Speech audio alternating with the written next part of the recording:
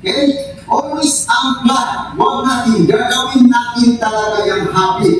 At always unplug. Because class, very dangerous. Ang computer natin class, may kuryente yan. Ilan na ba ang na-experience natin dito dahil hindi sa pag-iingat ng kuryente? Alalahanin natin class, isa lang ang buhay natin. Walang problema makasira ka ng system unit.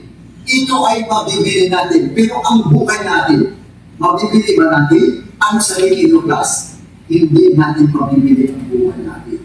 Once na, okay lang kung nasapusa ka, lives po, di ba? Ito hindi, isa lang ang buhay natin. Kaya kung mag-disassemble na kasi ang computer system natin, always remember class, always unplug the power cord. Kasi kung naka-always unplug yan, walang kuryente na dami.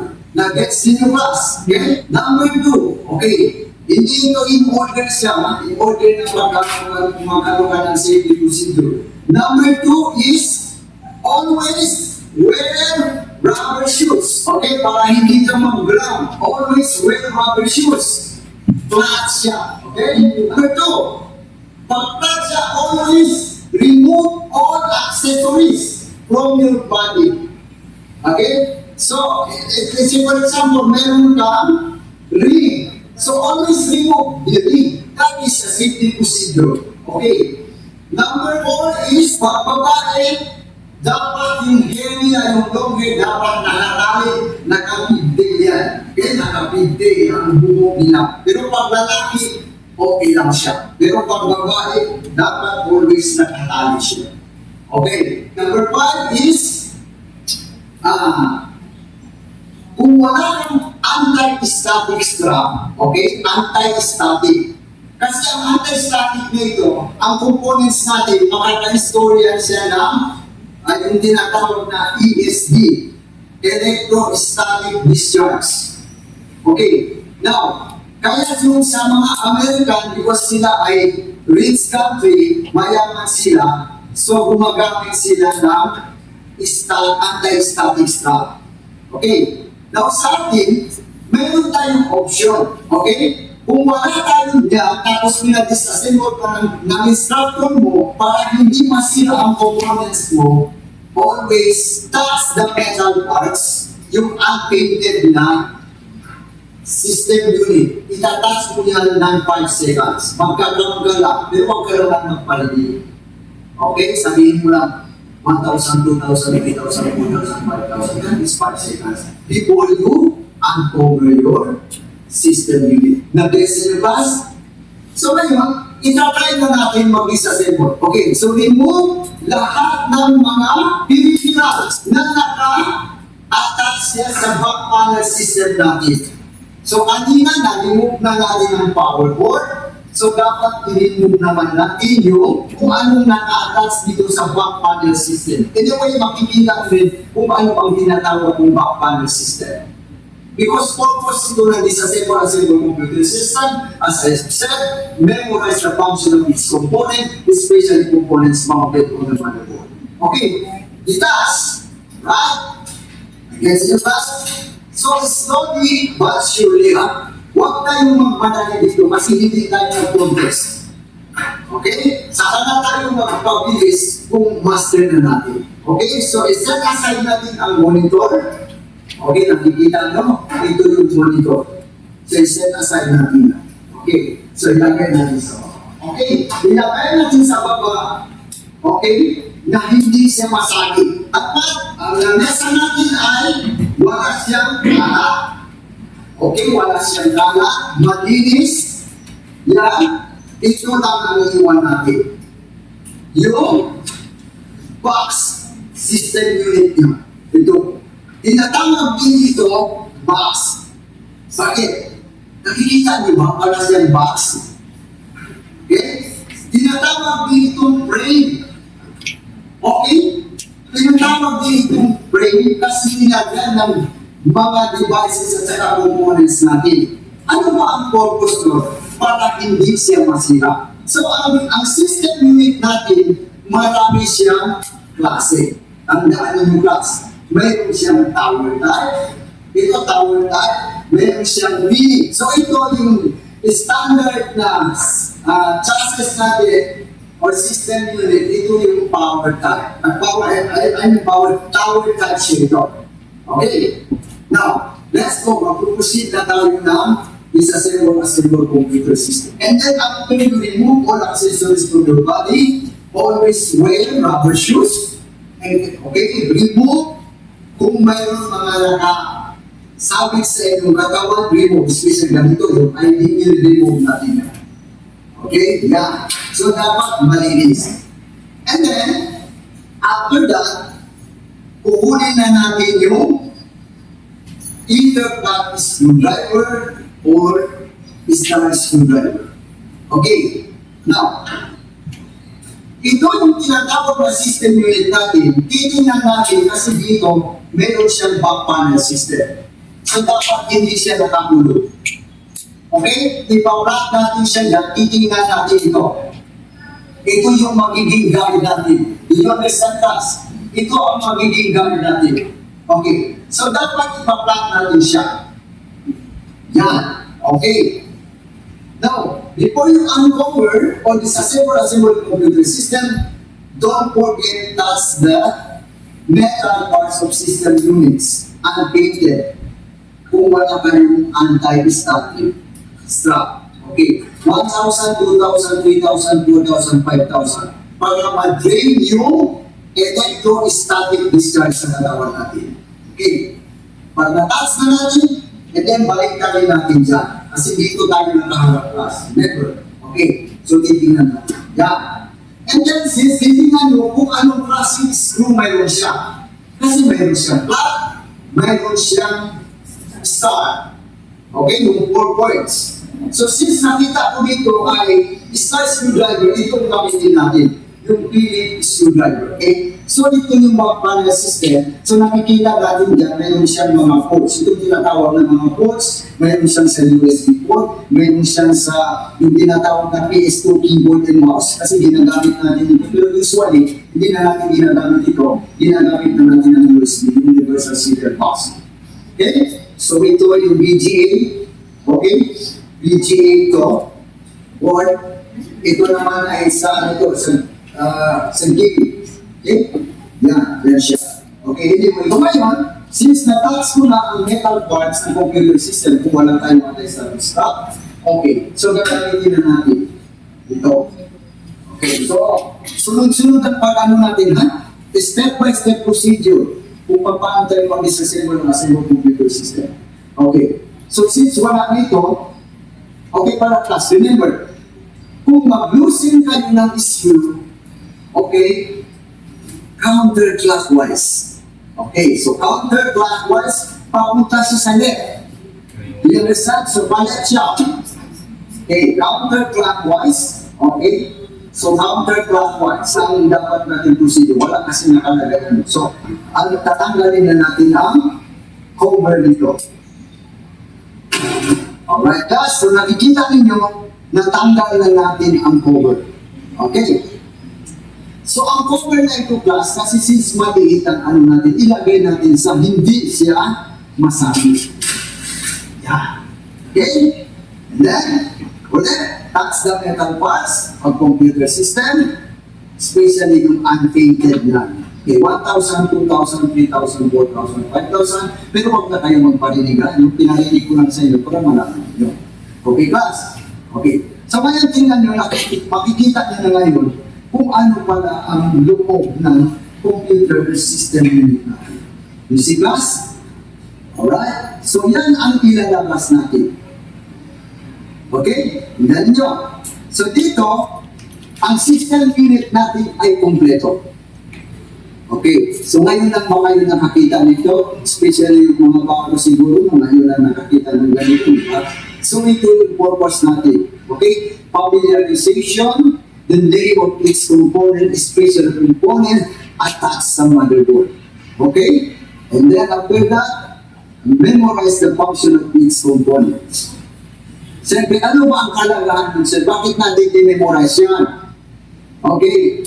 Kasi, especially, kung memorize mo ang function ng components ng bawat computer natin, madali natin ito-troubleshoot ang computer natin, madali natin aayusin yan. Do you understand? Because so tayo nire-remove na natin ang bawat component na sa loob ng casing natin. Okay? So before tayo mag-remove yan, okay, lahat tatanggalin natin kung ano ang nakaka-connect sa kanya. Okay, class? Like for example, ito. Connector ito sa hard disk natin. Okay? So tatanggalin natin ang bawat connector na nakasaksak o naka-insert sa motherboard natin. Okay? Okay, this one. Ito yung tinatawag na SATA power connector. Stands for Serial Advanced Technology Attachment. Ang SATA kasi, ang purpose ng SATA na ito ay dito dumadalo yung data natin papunta sa hard disk natin. Okay, ito yung tinatawag na SATA connector. Yung luma, bata. Okay, so hindi na natin itatabi yung luma. Luma na yun eh. Dapat mag-upgrade tayo. Ito yung SATA.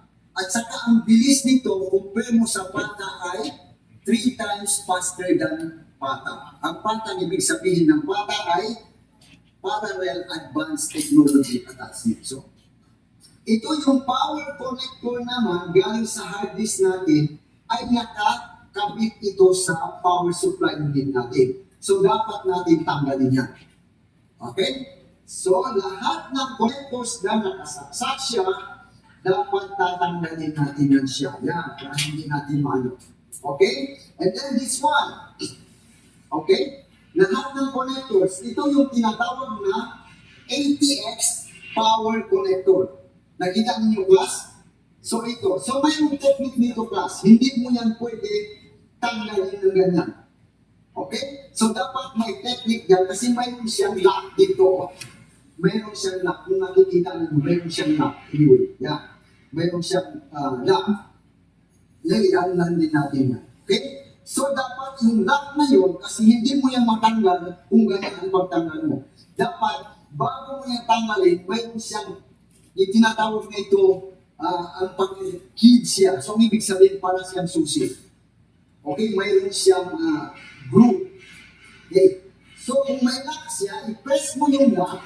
Okay? Pag-press mo ng lock, i-move mo siya papunta doon. Ganyan. Ginay-ginay lang. Okay? Hanggang sa matanggal siya. You see, natanggal na class? Okay. So, nag-gets ninyo? Yan. So, lahat ng connector na naka-insert siya o naka-attach sa motherboard, dapat tanggalin natin. Kung wala naman, huwag na natin tanggalin. Okay. So, natanggal na natin. Especially this one. Okay? Sa power. So, tatanggalin din natin ito. Okay? Pero class, pag hindi pa kayo expert, okay, dapat i-document ninyo.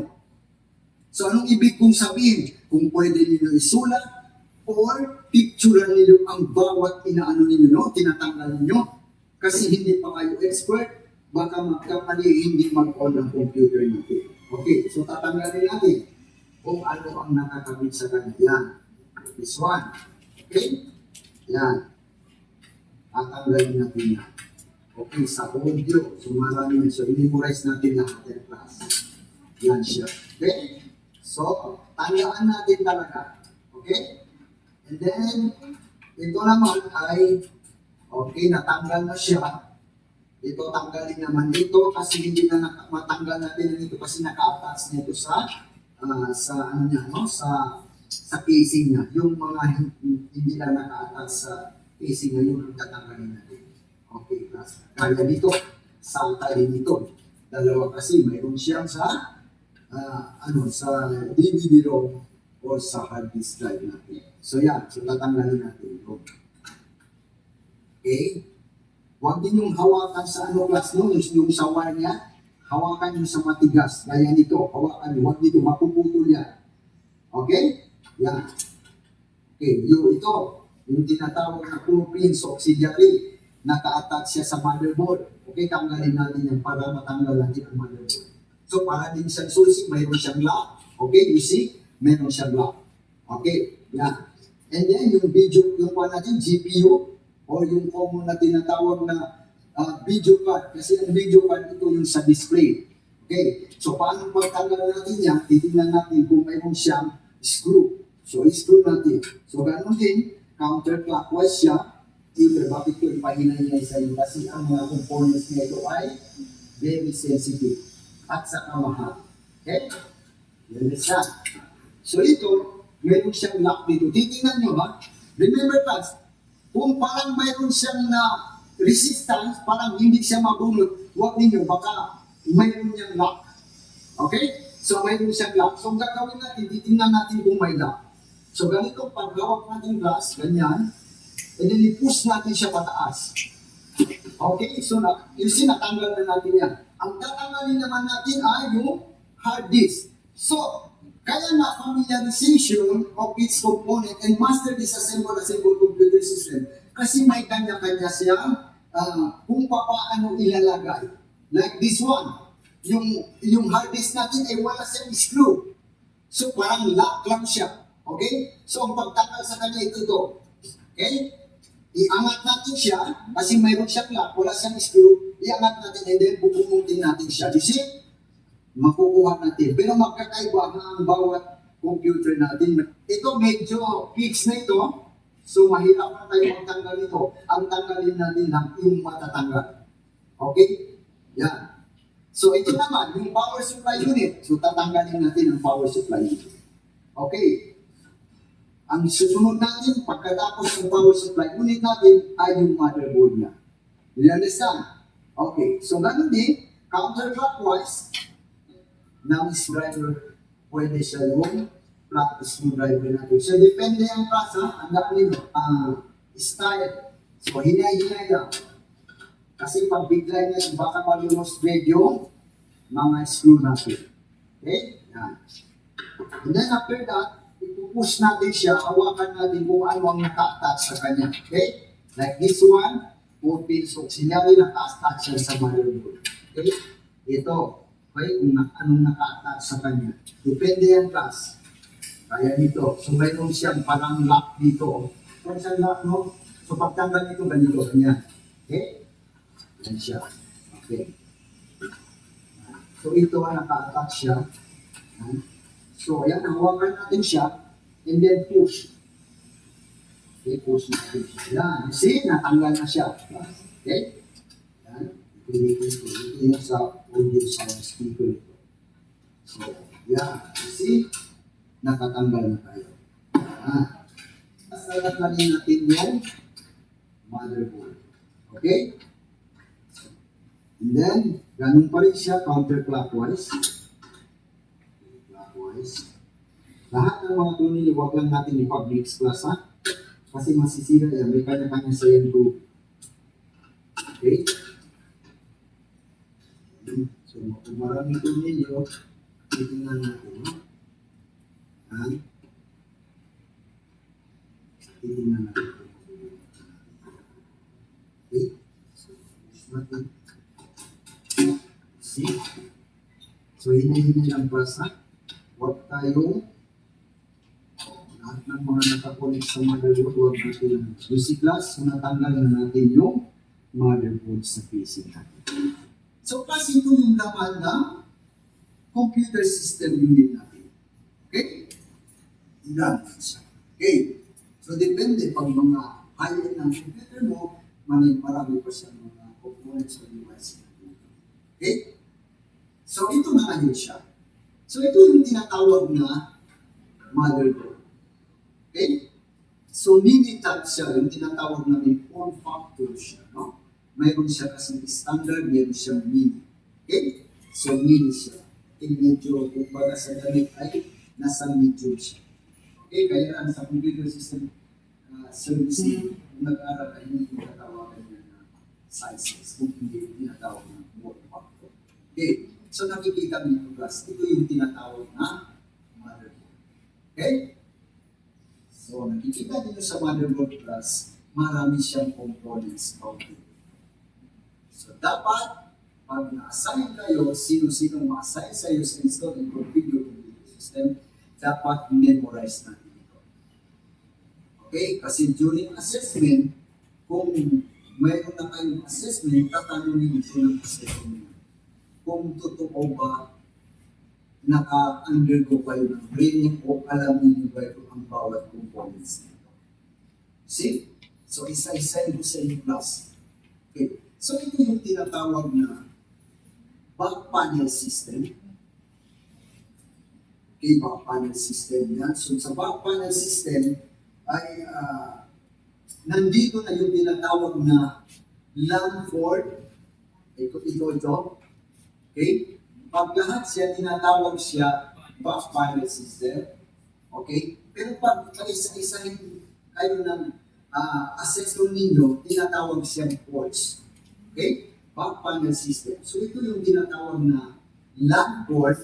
Okay, para sa ba ng LAN port? Ang LAN port, ang LAN ay tinatawag na stands for local area network para sa networking ito. Sa baba naman, mayroon siyang USB port. So ito naman ay yung D-shape na ito ay para sa networking. So ito, yung BGA, ito ang important yung BGA port.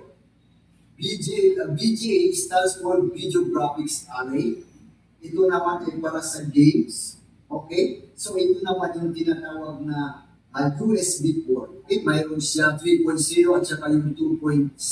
Okay? Pag blue yan ay 3.0 yan. Black siya, yan ay yung 2.0. Okay, ito naman yung down para sa sound ito o tinatawag na audio port. Ang tawag sa kanila lahat ay back panel system o rear sa likod. So ito naman yung tinatawag na yung VGA natin, yung Video Graphics Array.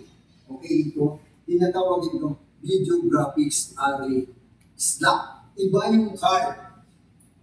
Okay, ito yung card GPU. Okay, GPU yan.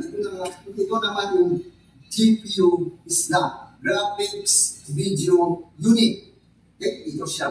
Now, magtaka kayo, bakit dalawa siya? Kasi dito mayroon siyang tinatawag ng built-in, normal ito. Pero kung gusto mo, maganda yung graphics mo, ay gagamit ka ng GPU. Okay, so yan siya. So ito naman yung tinatawag na CMOS battery. Ang CMOS battery stands for Complementary Metal Oxide Semiconductor. Ano ba ang purpose nito? Ang purpose nito ay siya yung nag-maintain ng time and day. Ito, CMOS battery. So nakikita ninyo class? O yan siya. So ito naman, okay, ito yung tinatawag na random access memory card ito. Access memory, RAM or memory module ang tawag nito. Okay? Yeah. So ano ba ang function nito? Tinatawag din ito, okay, ang component na ito, tinatawag na ito ay primary storage, first storage. Actually, process mo din siya ito, no? Okay, experience nyo class, yung nag-i-encode kayo, okay, lahat ng data ninyo class ay walang pa yan sa hard disk, so dito yan siya papasok. Okay, tinatawag siya ito primary kasi first storage siya. Lahat ng mga data na i-encode ninyo, i-input ninyo, ay papasok na dito sa RAM card, random access memory yan. Okay? Ito kasi, tinatawag din siya temporary. Bakit siya temporary? Kasi nandididid. Experience nyo ba class? Habang nag-encode kayo, and then bigla siya ng blackout o brownout, hindi nyo na-save ang files nyo. You see? So dito siya nag-blast. Kaya siya tinatawag din temporary storage. Okay? So ito yung RAM card. Okay? Pag mayroon tayong RAM card, meron tayong RAM slot. Okay? Magkaiba klasa. RAM card, i-insert sa RAM slot. Nag-guess ninyo? RAM slot. Lahat ng card na i-insertan, example, itong GPU, mayroon siyang sariling slot, GPU slot. So ito naman yung tinatawag na ATX socket. Okay? ATX socket. Okay. Ano yung ATX socket? What is ATX? ATX stands for Advanced Technology Extended. Okay? So yan siya. Pwede din itong tawagin natin ay ATX slot. Okay? Bakit sa slot? Kasi sinasaksakan siya ng ATX power connector. Okay? Yan siya. Okay. Now, ito yung tinatawag na CPU pan. Yan. Okay. Ang purpose ng CPU pan, okay, kung mayroon na tayong heatsink, okay, so ang heatsink class, ang inuupuan nito ay yung tinatawag natin na CPU. Yun ang tama, yung Central Processing Unit. Ano ba ang Central Processing Unit? Ang Central Processing Unit, yun ang brain ng computer. Okay? Yung Central Processing Unit, siya yung brain ng computer, siya ang nagmamanipulate, siya ang nagbibigay instructions sa bawat components natin. So, continue tayo, class. So, dito sa component naman ito, ito yung, kung mayroon siyang CPU pan sa ibabaw, mayroon siyang heatsink.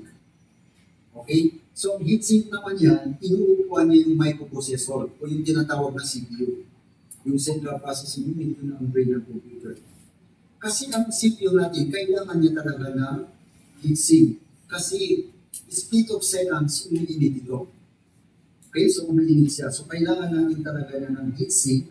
Okay, mayroon pa siyang tinatawag nilalagyan pa rin niya ng thermal grease. Okay, para makatulong hindi masyadong mag-init ang ano natin, ang CPU natin. Okay? So, ang CPU natin, kung mag-init siya, itong heatsink nito, ina-absorb niya ang heat doon sa processor natin. Okay? Ina-absorb na yan. Para maiwasan ang CPU natin ay mag-overheat siya. Okay? Kasi ang processor natin, pag mag-overheat yan, okay, affected yung performance ng computer niyo. Okay? So, kailangan talaga mayroon siyang heatsink. At saka mayroon, gumagana itong CPU fan niya. Okay. Nang kung na-absorb niya na ang heat dito sa heatsink mo, ang ginagawa naman ng CPU fan ay binubuga niya palabas. Okay? So, binubuga niya yung palabas ang init dito sa CPU natin. Okay? So, yan siya. Okay? Para maiwasan natin yung overheat ng microprocessor natin. So, naintindihan natin, class? So, ganun dapat, no? Kailangan i-memorize natin ang bawat components na dito mounted sa motherboard. Okay? So, ito na yung tinatawag na mga slots. Okay? So, ang slots, ini-insert na ng card. Okay? Kaya dito, mayroon siyang random access memory slot, mayroon siyang random access memory card. So, ito, dapat i-memorize natin. Sabi ko ang bawat components na naka-mounted dito sa motherboard. Okay. Naintindihan natin. Okay, so proceed naman tayo sa ibang components or device. So itong tinatawag natin, power supply unit. Okay? It's your PSU. Okay, power supply unit. Ano ba itong power supply unit? Ito yung source ng current natin. Okay? So nakikita ninyo, class, ito siya. Okay? So, mayroong power supply unit na meron siyang on and off. Okay? Source ng current natin dito. Kasi hindi mabubuhay o halimbawa sira ang power supply unit natin, hindi magpa-function ang computer system natin. Dapat mayroon siyang power supply unit. Kung baga saan, ito yung heart ng computer natin. Okay? Kaya sa human being, sa tao, mayroon siyang heart. So ano ba ang distribute ng heart? Ay yung dugo papunta mag-circulate sa body natin. So the same with this one, ang power supply unit natin, siya yung heart ng computer system natin. Okay? So nakikita ninyo, class, kung baliktad natin, mayroon siyang mga watts. Okay? Yung mga kumbaga sa yung dates, yung mga ugat. Okay? So dito dumadalo yung electric current natin. Okay. Now, huwag natin kalimutan, class. Dalawa ang kuryente na dumadalo dito. Okay? Mayroon siyang alternating current, mayroon siyang direct current. Okay. So, transformer din siya ito. Bakit ko nasabi transformer siya? Kasi pinukonvert niya ang alternating current to direct current. Kasi hindi mo siya pwede saksakan ang system unit mo na direct siya ng alternating current. Masusunog po ang mga components nito. Okay? Kaya i-convert niya into direct current yun na ang ginagamit ng power components natin sa system unit natin. Okay? Now, kung direct current na siya, halimbawa, okay, na-insert na natin from, mayroon tayong power port, papunta rito, outlet, and then, papasok na siya dito, insert natin yung ang mga ito. Okay, ito yung tinatawag na mga connectors. Okay? So yan nakikita ninyo class, may kanya-kanya siyang color. Okay? So ang bawat color nito ay may katumbas na itong voltages yan siya. Okay? So nakikita ninyo. Now, ito yung tinatawag na ATX power connector. 24 pins. Okay? ATX stands for Advanced Technology Extended Cell. Kasi noon, unang parang computer ay 20 pins lang siya. So ngayon ATX, medyo powerful na ito kasi yung 18. Okay, no? So 24 pins siya yan, ATX power connector. So i-insert yan siya dito sa ATX power socket. Okay? So ito naman ay tumutulong, especially sa microprocessor natin, ito yung tinatawag na 4 pins auxiliary. Okay? 4 pins auxiliary. Ito naman yung DVD-ROM natin, power connector, DVD-ROM. Okay? Yung sinasaksa. Ano ba ang DVD-ROM? Yung in-insertan natin ng mga compact disc. Okay? So nandito siya. So hindi na natin mahirap tanggalin na naman. So yan siya. Okay? So ito naman yung SATA power connector. Kasi dalawang klase yung storage natin, yung device storage natin. Mayroon siyang PATA type, mayroon siyang SATA type. Yung PATA type ay pin siya. Okay. SDD, ito kasi ang SDD. Okay ba?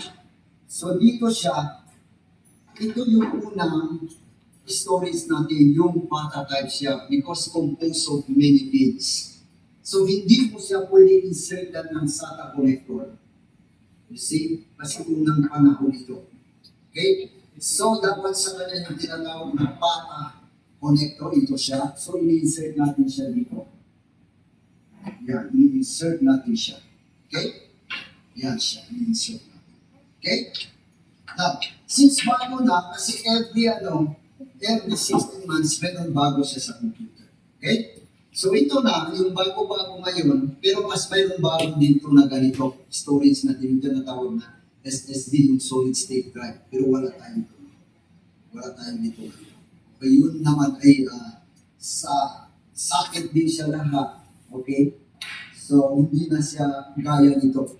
Pero mas maliit siya konti dito at saka manipis. Kung nakikita niyo yung class, okay, so magkaiba siya. Right? Magkaiba siya. Ito ay pins. Ito ay socket ang siya tinatawag. Okay? Socket na siya. Okay? So sa power supply unit natin, mayroon siyang tinatawag na SATA connector. Okay? Para mag-function ito, so i-insert natin siya. Ganyan. Okay? O yun. Then, at saka yung SATA connector. So, i-insert natin siya dito. O tinatawag na yung channel para sa ano natin. So, dito lang, what's the process ng ano? Kasi ang hard disk drive natin ay permanent storage siya ng mga documents natin. Okay? So, once na-save natin ang files niya, na-process na dito lahat, papasok siya dito sa hard disk drive natin.